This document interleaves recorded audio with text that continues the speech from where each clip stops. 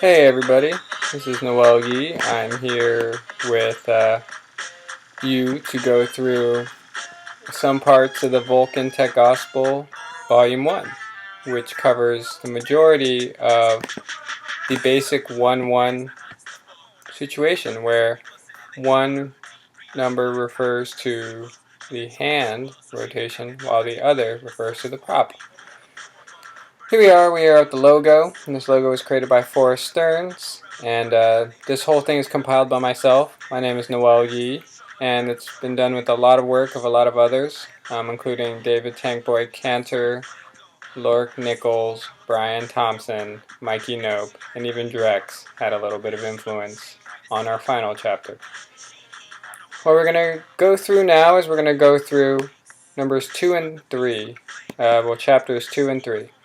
I have a video on transition theory you can find on the internet, and that video has got a lot of views, and I'll go through that page for you. Moving to this first section, this is the 10 minimal beat shapes possible with two hands. So how we get to this point is we choose shapes that have one prop rotation for every one hand rotation. And when I say prop, I mean the prop rotates on a circle attached to the hand, while the arm rotates in a circle kind of attached to the shoulder. And our four shapes are isolation, extension, vertical antispin, and horizontal antispin. When you take these shapes and lay them on top of each other, and there are a bunch of ways that you can do that, you get these additional 6 shapes.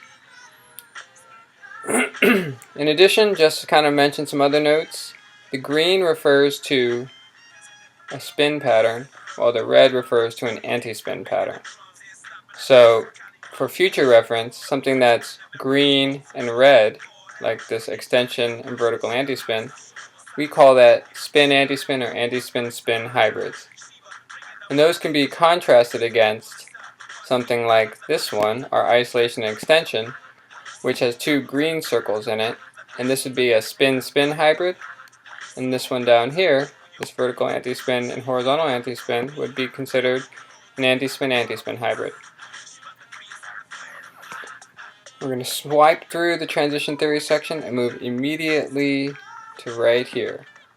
Take a look. This particular chapter is called The Necessity of 40 Patterns.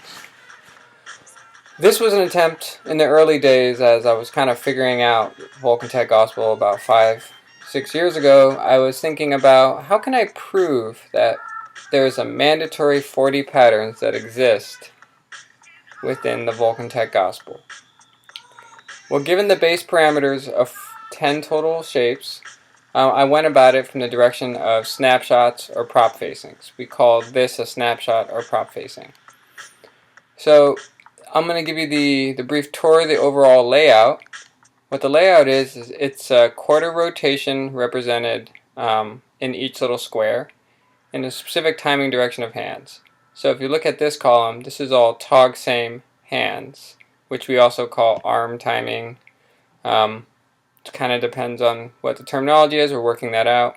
But you can see here, and side note, these shapes look like unit circle patterns, which is debatable, but anyways, here we go. We start with our props out in this case, and if you go vertically, it starts the same way. Out here, in, one out. And you can see that this is dominant. When I mean dominant, I mean we chose the top starting point on every pattern on the y-axis, and we chose the x ending point, the left ending point on the x-axis. We could have chosen to end on the right from the top, or from starting at the bottom to the right, but this was just the easiest way to do this. Another little note is you can see some of these details are here. So the movement is tog same hands between all these shapes, and we start with props out. And that's the same for everything in this column. If we go to the right, we could see we start with props out in this box, and we do tog op hands. And tog op is this entire column. Okay? And if you don't know your timing and direction, you might want to go back and take a look at the Flow Arts Institute's timing and direction video for a little additional help. Alright, so here we go. Oh yeah, and these shapes here that were on the couple chapters ago are basically projections over the entire circle. You can see that these represent quarter rotations. If we continue those quarter rotations, we would get to this total shape. So it's kind of like a projection of time via moments within it, if that makes sense to everybody, I hope. And yeah, so here we go. I'm just going to go to this first one. You can see that we start with the props out here, and then we move to the props in on this example. Let's see, props in. Props out to props in. And in order to do that, there is only one VTG shape that's possible that we can do. And so if I go ahead and open up some animations here that I've prepped, you can see that here's my pattern. We start with props out. We will go immediately, here we'll start right there. So props out up top, and this animation happens to go to the right, but they go ahead and go to props in. And look at us, we're doing a vertical anti-spin.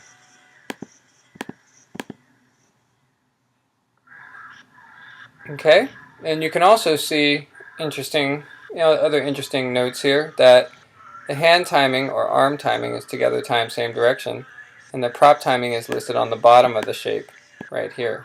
Okay, so for example number 2, if we start with the props out up at the top, and we go to props out on the x-axis, we can go ahead and open up that animation.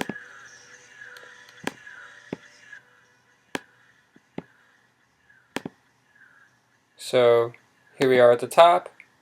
We go 1/4, boom, to props out. We have to be doing a tog same extension. Tog same extension.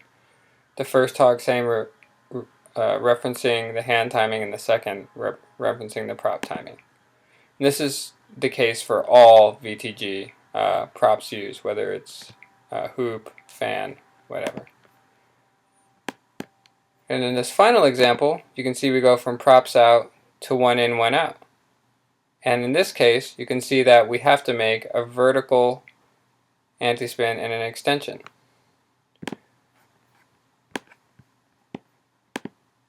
See, we start at the top, both props out, 1 in, 1 out. We do this pattern right here, which is a vertical anti-spin and extension.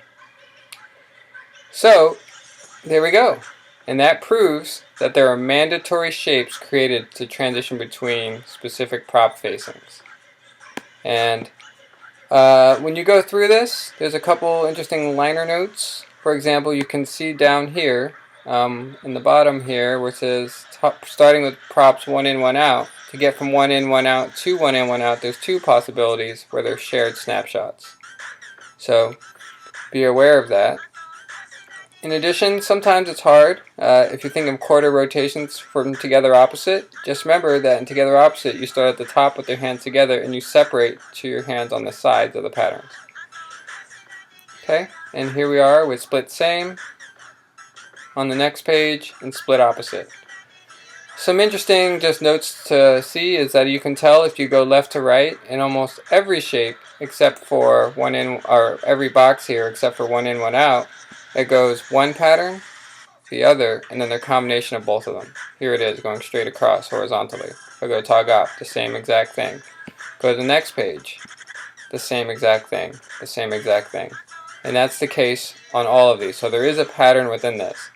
And to prove that there's 40 patterns, you can see that there are 4 of this red vertical anti-spin. 1, 2, 3, 4. And that'll be the case on this entire document.